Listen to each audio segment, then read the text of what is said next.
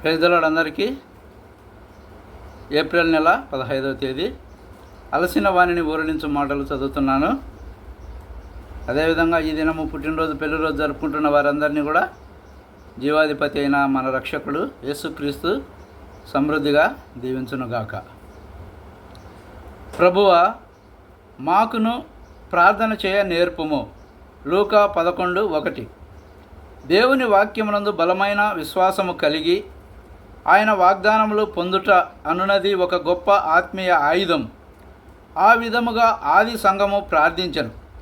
అపొస్తలుల కార్యములు 4:23 నుండి 31 వరకు.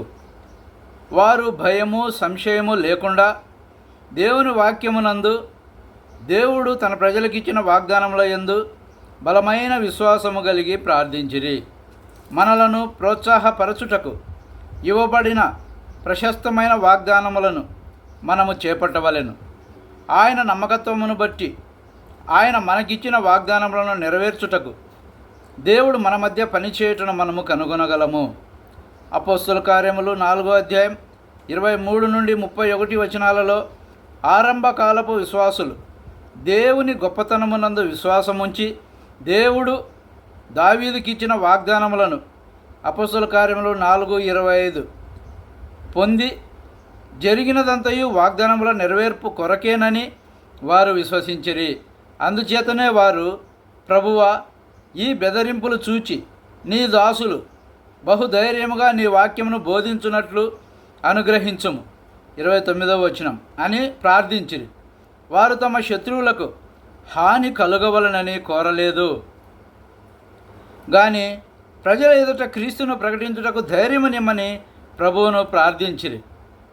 ప్రజలు వ్యతిరేకించినప్పుడు మనము కక్ష సాధించవలనని ఆలోచించరాదు గాని వర్తమానం అందించుటకు ధైర్యమును కోరుకొనవలెను. ఎడతెగక ప్రార్థించుడి 1 తెస్సలోనిక 5:17. అనగా ప్రతి అంశము కొరకు, అనగా చిన్న విషయముల కొరకు కూడా భారముతో అప్పుడప్పుడు కాదు ఎల్లప్పుడూ ప్రార్థించవలెను. వాక్యమును చెప్పకముందు, ప్రభువా, ఇప్పుడు నాకు సహాయము చేయుము, నా నాలుకను గొంతును పెదవులను తాకుము అని ప్రార్థించవలెను.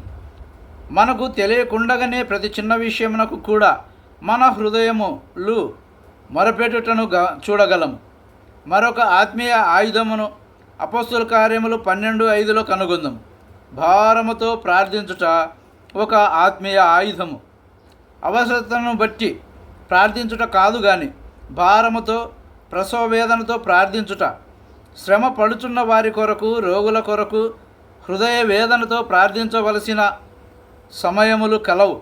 అదే విధముగా అపొస్తలుల కార్యములు 13:2 వారు ప్రభువును సేవించుచు ఉపవాసము చేయుచుండగా పరిశుద్ధాత్మ, నేను బర్నబాను సౌలును పిలిచిన పని కొరకు వారిని నాకు ప్రత్యేకపరచుడని చెప్పాను. వారి భవిష్యత్తు పరిచర్య కొరకు ప్రభు యొక్క ప్రణాళికను చిత్తమును తెలుసుకొనుటకు వారు కలిసి ప్రార్థించిరి. ఇది చాలా ప్రాముఖ్యమైన విషయం. దేవుడు స్పష్టముగా మాట్లాడే వరకు ప్రార్థించిరి. మన వ్యక్తిగత విషయముల కొరకు, పరిచర్య కొరకు మనము బాధతో, భారముతో దేవుని స్వరము విను వరకు ప్రార్థించవలెను. అయితే మధ్యరాత్రి వేళ పౌలును శీలయు దేవునికి ప్రార్థించుచు కీర్తనలు పాడుచునుండిరి, ఖైదీలు వినుచుండిరి. అపొస్తలుల కార్యములు 16:25 వారు తమ బాధలో తమను బాధించిన వారికి హాని కలుగవలెనని కానీ దేవుని ఉగ్రత రావలెనని కానీ ప్రార్థించలేదు. వారు స్తుతి గీతములు పాడుటకు మొదలుపెట్టి చెరసాలలో ఉన్నవారి కొరకు, చెరసాల నాయకుని కొరకు కూడా రక్షణను కోరుకొనుచుండిరి.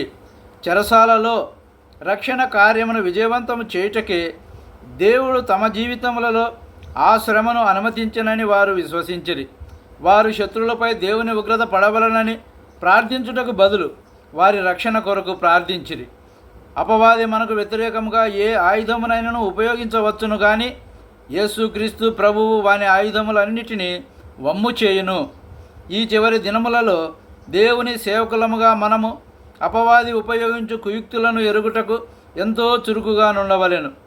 వెలుగు సంబంధులైన పరిశుద్ధుల స్వాస్థ్యములో సంపూర్ణ భాగము పొందకుండా ఆటంకపరచుటకే వాడు దేవుని ప్రజలలో ఆత్మీయ దారిద్ర్యమును, దేవుని సేవకులలో ఆత్మీయ బలహీనతలను తీసుకొని వచ్చుటకే వాడు తంత్రములను పన్నుచున్నాడు. మన ఆత్మీయ యుద్ధోపకరణములను శక్తివంతముగా ఉపయోగించుటకు నేర్చుకొని ఎడల మనము శత్రువును సంపూర్ణముగా ఓడించగలము. అందరికీ వందనాలు. Thank you.